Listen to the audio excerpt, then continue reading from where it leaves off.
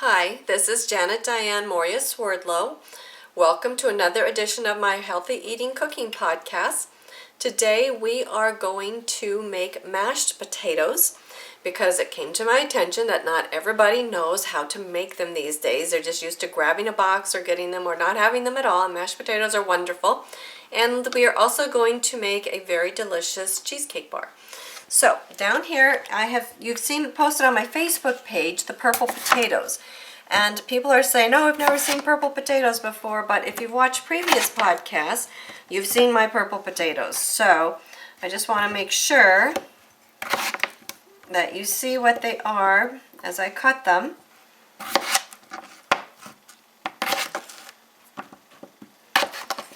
And once I have them cut, I have a steamer.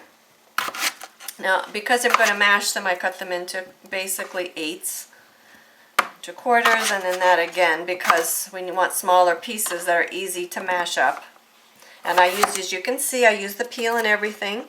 Now, the other question that came to me this last week is about washing my vegetables, and I have mentioned this before that I use a 35% pharmaceutical grade hydrogen peroxide mixed in with steam distilled water. And I'm going to show you over here because I keep this bin by my sink, and you can see I'm going to make chicken pot pie later, which I already gave you the recipe for. So I've got celery soaking and some turnips and carrots in here and also some radishes for dinner. So I keep this tub filled with, about half filled with steam distilled water. I put in about a third to a cup of the 35% hydrogen peroxide. That will burn your fingers, so be careful if that you decide to use that. Now from here, this is my steamer. This is actually a pasta steamer, but I steam most of my vegetables because it maintains the nutrition in it. So I'm going to put these in this and let them get very, very soft. It'll probably take them, depending upon how many I put in here, somewhere between 20 minutes and 30 minutes. So I'm just going to put in a few for now. And then while these are steaming, we are going to get started on our cheesecake bars, which are going to be very delicious. So let me put these in. And we will get on to our next project. Okay. Oops. Put these so they're small. And then as long as it's got a good boil on it and a good steam coming up, you can turn your burner down a little bit. Cover it, and it's easy. And a lot of times I steam more than one kind of vegetable at the same time. If I'm cooking for dinner, whatever makes it easy for you. Okay, now while that's doing, we're going to get started on our cheesecake bars. While the potatoes are steaming, I have over here 1 cup of buckwheat flour and 1 cup of almond meal that I've already made and put into the bowl. Crust is very, very easy. Then I have melted a stick and a half of butter, or 3/4 of a cup. So that goes into the crust.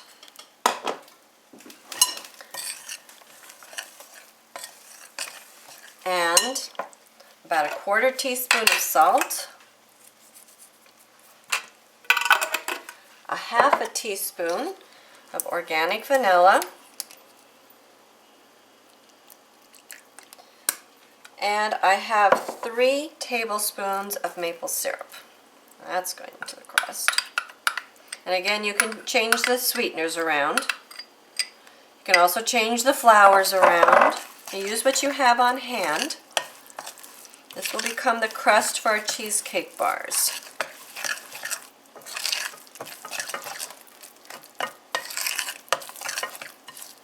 And once you have your crust mixed, then this is going to go into the bottom of your 9x13 pan. And just spread that out.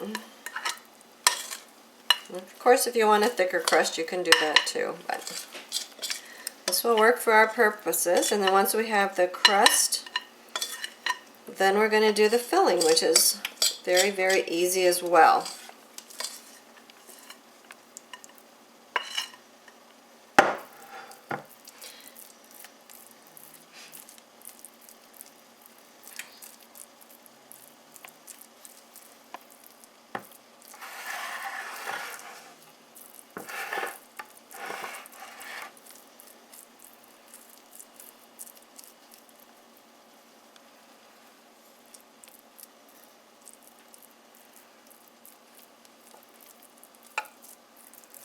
Okay, even it out as best as you can because you want it to bake evenly on the bottom once you put it in the oven. Should be preheating your oven right now to 400 degrees. Okay, next I'll show you how to do the filling. All right, now that we have the crust made, we're going to work on the filling. Now what I've done is I've taken the plain organic sheep's milk yogurt and I have drained it. I've shown you how to do this before into a bowl with a cheesecloth. I have a pound of it here, or if you want you can use 2 8-ounce bars of cream cheese, but I'm making mine with the sheep's milk yogurt.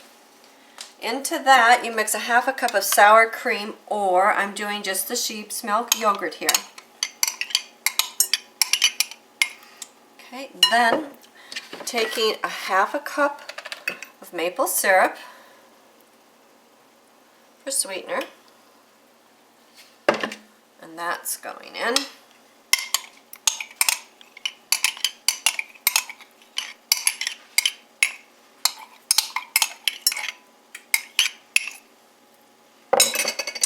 Two eggs,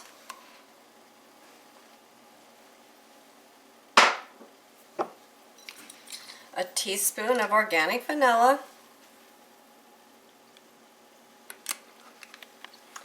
about 1/4 to 1/2 teaspoon of salt. This is strong, so I'm just using closer to 1/4 of a teaspoon. And we are also going to do about a teaspoon of organic lemon juice. All this I'm going to mix together with a hand mixer.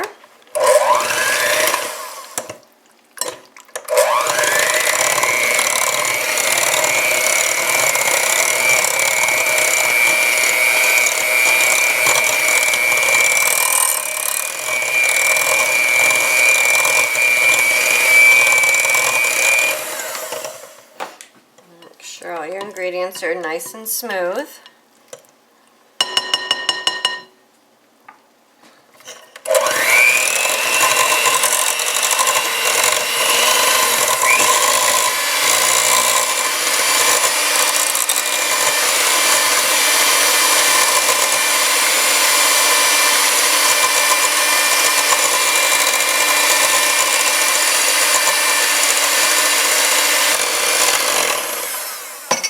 See what a lovely batter this makes. Now to make it even more interesting, I've taken an 88% chocolate bar and cut it into little pieces. These have become my chocolate chips. And just gently fold that in. And you can leave yours plain if you like, or you can add something else that you might think is interesting. You can also add unsweetened coconut into the bottom, into the mix. You can put that into this as well. This is just going right on top, and from there it goes right into my oven at 400 degrees for 15 minutes. After 15 minutes, you're going to turn it down to 350 for about 30 minutes. Do not open your oven. That's one of the secrets with making cheesecakes. You don't want to open it and peek. And this is a really excellent recipe. And while this is baking, we're going to check on our potatoes and see how those are doing. Okay, see how easy this is? You can make life easy for yourself and still very sweet and wonderful. So this is going into my oven. And let's check to see how our potatoes are doing.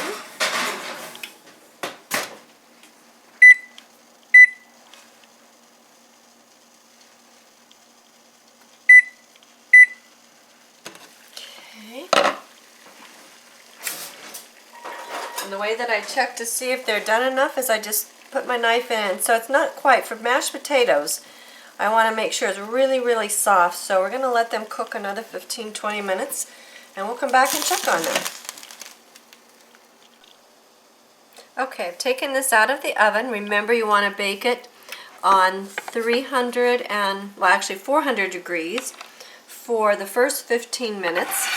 And then without taking it out of the oven. We bake it for 30 minutes at 350 degrees.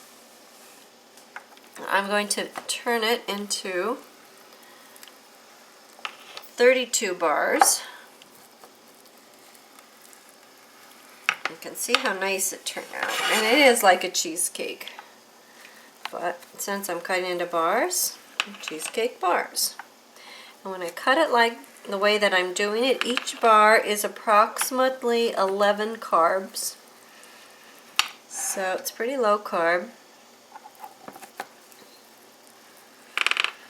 It's a delicious accompaniment to any meal.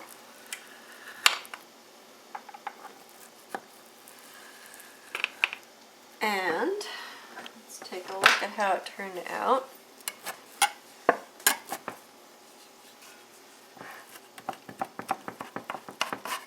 There we go.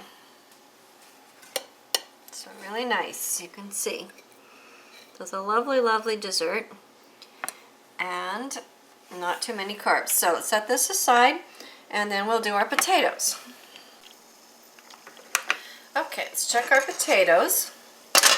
You can see they're very soft now, which will make them very easy to mash. So I'm going to just take our steaming pan here. Let's put it right into this bowl. Now you can, as I said, I like it with the peel. You can do a variety of things. I'm going to add a little bit of butter. You can add as much butter as you want. This is about 3 tablespoons. And some salt, about a half a teaspoon. You can also add things like cheese. You can do onions that have been browned and made translucent. You can do garlic. I'm going to add about a half a teaspoon of pepper. I am going to do some garlic powder and also some onion powder. You can add yogurt. You could add cream. I'm going to start with a little bit of goat milk here. And you can make them as smooth as you want them, or you can make them chunky. Now this is a hand immersion blender that I use from time to time. It's very easy to clean up. You can see the end here. I've already dipped it in the potatoes, but you can see how easy this is. Okay, once you put it down here, it's going to mash it up. There we go.